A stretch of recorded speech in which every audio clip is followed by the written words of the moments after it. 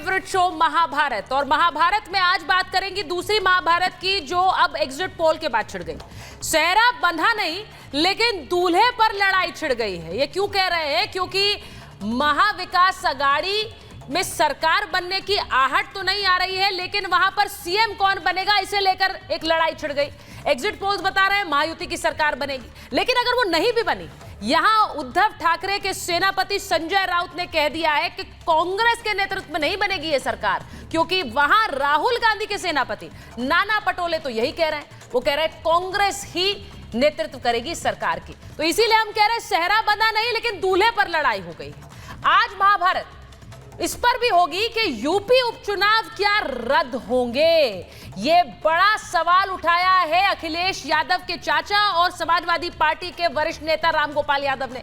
उन्होंने कहा जिस तरह की हिंसा हुई है यूपी में चुनावों के दौरान और हमारे वोटरों को वोट नहीं देने दिया गया, ये चुनाव 3 सीटों पर फिर से होने चाहिए। आज महाभारत इस पर भी होगी कि क्या यूपी उपचुनाव रद्द होंगे, फिर से होंगे चुनाव। और महाभारत इस बात पर भी कि क्या अखिलेश यादव ने अधूरा सच दिखाया है। ये जो तस्वीर आप देख रहे हैं, इस तस्वीर का वीडियो अखिलेश यादव ने डाला। एक पुलिस वाला कैसे महिला की ओर पुलिस अपने हाथ में राइफल लहरा रहा है, लेकिन क्या वाकई ये पुलिसकर्मी लोगों को डराकर वोट नहीं देने का काम कर रहा था कि ये लोग वोट ना डालने जाएं? आज इस पर भी होगी महाभारत। आपको तस्वीर सबसे पहले दिखाते हैं। यूपी में अखिलेश यादव ने कल जब उपचुनाव में वोटिंग हो रही थी तो एक वीडियो ट्वीट किया और उन्होंने उस वीडियो में दिखाया कि देखिए ये पुलिस कर्मी है, ये एसएचओ हैं और ये अपने हाथ में पिस्टल लेकर महिलाओं की तरफ दिखा रहे हैं और वो ये कह रहे हैं कि मुस्लिम वोटर घरों से ना निकले और वोट ना डालें।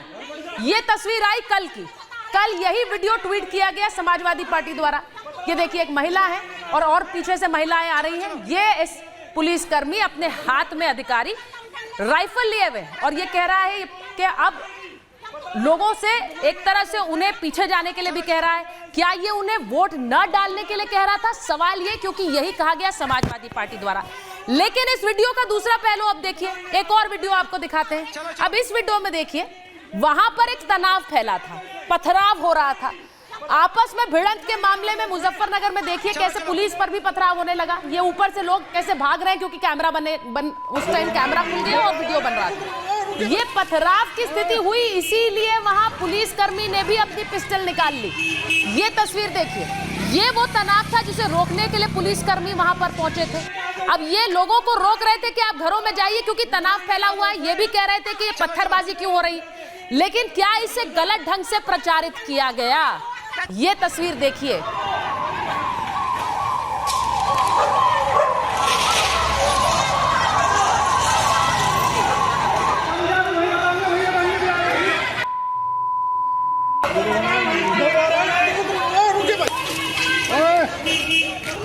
अब ये पूरा वीडियो है जो आप इस वक्त देख रहे हैं। अब इस पर आप ही तय कीजिए कि वहां पर हो क्या रहा था।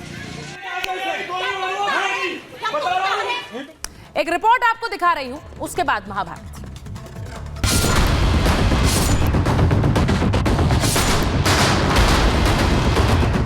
वोटिंग खत्म हो गई है, गिनती अभी बाकी है, लेकिन पार्टियों ने अपने रंग दिखाने शुरू कर दिए। समाजवादी पार्टी यूपी की 3 सीटों पर दोबारा चुनाव की मांग कर रही है, तो महाविकास अघाड़ी में किसके सर ताज होगा, इस बात पर सिर्फ फुटबॉल शुरू हो गया। अलग अलग एजेंसियों के एग्जिट पोल में महाराष्ट्र में महायुति की सरकार बनने की संभावनाएं ज्यादा दिख रही है। महाराष्ट्र को लेकर एग्जिट पोल में मौजूदा एनडीए सरकार का पलड़ा भारी है, लेकिन मतगणना से पहले ही महाअघाड़ी में मुख्यमंत्री कौन होगा, इस पर बहस शुरू हो गई। महाराष्ट्र में कांग्रेस की लीडरशिप में ही सरकार महाविकास अघाड़ी की बनेगी। उस तरह से जो मतदान का जो रुझान आ रहा है, कॉल आ रहा है, जो लोग मतदान के लिए जा रहे हैं, तो उसके आधार पर राज्य में कांग्रेस की सबसे ज़्यादा कैंडिडेट चुन के आएंगे। और नाना पटोले जी को कांग्रेस हाईकमांड ने कहा है कि आप मुख्यमंत्री बन रहे हो, तो राहुल गांधी, प्रियंका, सोनिया, खरगे साहब ने इस प्रकार से ऐलान करना चाहिए। एमवीएम महाविभाजन अघाड़ी, उसका प्रमाण मिल गया। इनके पास कोई मिशन विशन नहीं, केवल अपना एम्बिशन और अपना कंफ्यूजन है। तो नाना पटोले बोलते हैं हम सीएम बनेंगे, संजय राउत बोलते हैं तुम कैसे सीएम बनोगे, तुम हो कौन सीएम बनने के लिए। ये झगड़ा पूरे चुनाव में भी चला और इंडिया अलायंस में तो हर जगह ये झगड़ा चलता है। ऐसे में सवाल ये है कि सीएम की कुर्सी के लिए ही उद्धव ठाकरे बीजेपी से अलग हुए, पर अब यहाँ भी सीएम की कुर्सी को लेकर लड़ाई शुरू हो गई। इस बीच बीजेपी फुल कॉन्फिडेंस में नजर आ रही है। मुझे ऐसा लगता है कि जब जब वोटिंग परसेंटेज बढ़ता है तो बीजेपी को ही उसका फायदा होता है। तो मैं ऐसा मानता हूँ कि निश्चित रूप से ये जो बढ़ा हुआ वोटिंग परसेंटेज है, ये बीजेपी और हमारे अलायंस के लिए, महायुति के लिए ये फायदा हमको देगा और इसका फायदा हमको होगा। महाराष्ट्र में सियासी बयानबाजी जारी है तो उत्तर प्रदेश में उपचुनाव की जंग भी भीषण हो गई है। यूपी के एग्जिट पोल्स में कौन सी पार्टी भारी पड़ रही है? मैट्राइज के एग्जिट पोल के मुताबिक एनडीए को 7 सीटें और समाजवादी पार्टी को 2 सीटें ही मिल रही हैं। एग्जिट पोल का डर है या कुछ और, ये तो 23 नवंबर को पता लगेगा। लेकिन अखिलेश यादव ने एक बार फिर सोशल मीडिया प्लेटफॉर्म एक्स पर पोस्ट किया, जुल्मी हुक्मरानों ने ला दिया है ऐसे हालातों में, पत्थर दे दिए हिफाजत करने वालों के हाथों में। देश कहे आज का, नहीं चाहिए भाजपा। प्रशासन और अधिकारी सब लगे हुए थे कि वोट ना निकल पाए। क्या आप सोच सकते हैं कि मुसलमान अगर यहाँ वोट डालने नहीं जा सकते? ये नए तरह का जो लोकतंत्र है, ये सबसे बड़ा खतरा पैदा हुआ है बीजेपी की सरकार में। अखिलेश लगातार कह रहे हैं कि मुस्लिम वोटर्स को वोट डालने से पुलिस कर्मियों ने रोका।